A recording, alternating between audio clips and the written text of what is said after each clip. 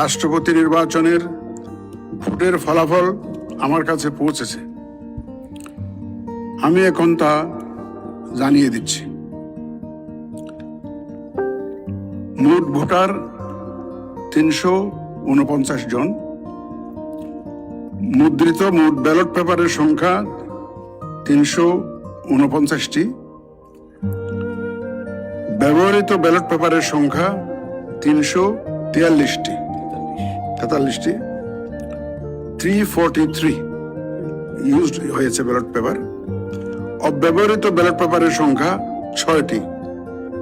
বৈধ ব্যালট পেপারের মধ্যে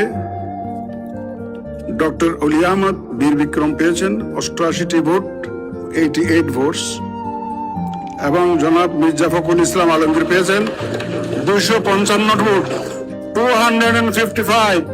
তদ অনুযায়ী আমি ঘোষণা করছি যে জনাব মির্জা ফখরুল ইসলাম আলমগীর সর্বোচ্চ সংখ্যক ভোটপ্রাপ্ত হওয়ায় রাষ্ট্রপতি পদে যথাযথভাবে নির্বাচিত হয়েছে। রাষ্ট্রপতি নির্বাচনের প্রতিদ্বন্দ্বী প্রার্থীদ্বয় এবং সম্মানিত ভোটার, মাননীয় সংসদ সদস্যগণ, আপনাদের সবাইকে জানাচ্ছি অনেক অভিনন্দন ও শুভেচ্ছা।